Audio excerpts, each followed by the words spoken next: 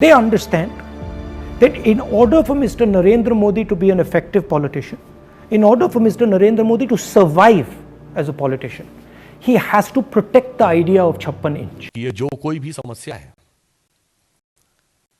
ये भारत सरकार और भारत की विदेश नीति, भारत की रक्षा नीति की जितनी समस्या है, उससे ज्यादा यह आपके परिवार की निजी दुर्भाग्यशाली विरासत है।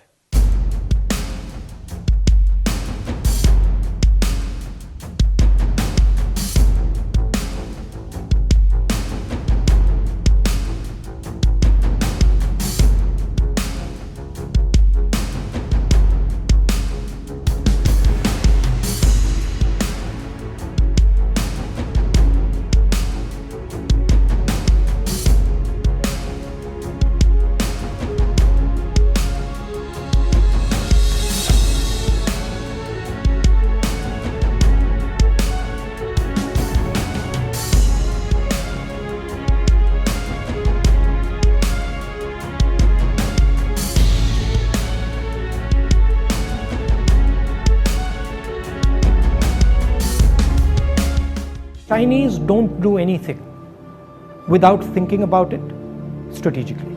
In their mind, they have mapped out the world and they are trying to shape the world. That's the scale of what they're doing. That is what Gwadar is.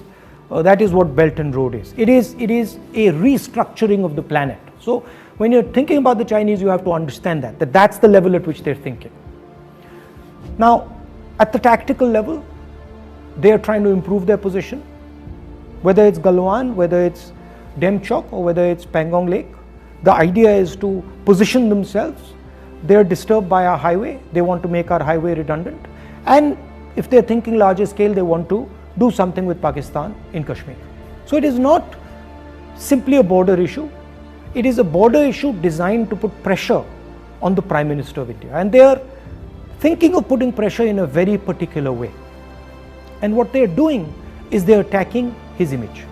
They understand that in order for Mr. Narendra Modi to be an effective politician, in order for Mr. Narendra Modi to survive as a politician, he has to protect the idea of 56 inch. And this is the real idea the Chinese are attacking. They're basically telling Mr. Narendra Modi that if you do not do what we say, we will destroy the idea of Mr. Narendra Modi as a strong leader. Now the question is, how will Mr. Narendra Modi react? Will he take them on? Will he take on the challenge and say, absolutely not, I'm the Prime Minister of India, I do not care about my image, I'm going to take you on? Or will he succumb to them? The worry I have so far is that the Prime Minister has succumbed. The worry I have is that Chinese are sitting in our territory today, and the Prime Minister has said publicly that they're not, which to me tells me that he's worried about his image and he's defending his image. And if he allows the Chinese to understand that they can manipulate him because of his image, the Indian Prime Minister will no longer be worth anything for India. राष्ट्रीय अध्यक्ष आदरणीय श्री जगत प्रकाश नड्डा जी ने उसका प्रत्युत्तर देते हुए यह याद दिलाया है कि वहां भारत की विदेश नीति, रक्षा नीति और प्रधानमंत्री माननीय श्री नरेंद्र मोदी जी के संदर्भ में जो कुछ भी राहुल गांधी जी ने कहा है, उसमें कुछ भी नया नहीं है। वो अपने चिरपरिचित शैली में, जैसे उन्होंने बोला था ना एक बार कि शस्त्रहीन सैनिकों, तो उसी शैली के अनुसार उनका बयान आधारहीन, तर्कहीन, तथहीन और बुद्धिहीन है। और इस आधार पर आक्षेप लगाने का एक विफल प्रयास मात्र है। उन्होंने उसमें बड़ा रणनीतिक परिप्रेक्ष्य यानी स्ट्रेटेजिक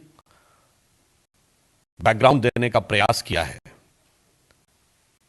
चाइना के संदर्भ में कि ग्वादर है उस डिजाइन का हिस्सा, वन बेल्ट वन रोड है। अब क्या बताया जाए, ये वन बेल्ट वन रोड कहां से गुजरता है? पाक अधिकृत कश्मीर से। अब क्या याद दिलाया जाए वो कहां से शुरुआत है? ग्वादर कहां है? बलूचिस्तान में। क्या याद दिलाया जाए कि ये कहां से समस्या कहां पहुंची थी? और मैं ये कहना चाहूंगा कि डिजाइन क्या है, राहुल गांधी जी को समझते समझते 4 पीढ़ी लग गई। यह डिजाइन तो आज से 60-62 साल पहले ही स्पष्ट थी। जो हमारे राष्ट्रीय अध्यक्ष जी ने भी उनको याद दिलाया है कि ये जो कोई भी समस्या है,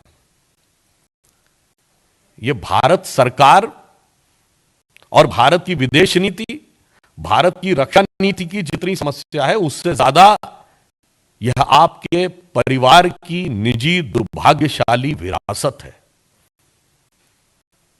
जिसे सामान्य भाषा में कहें तो आपकी निजी बपौती है मान्यवर।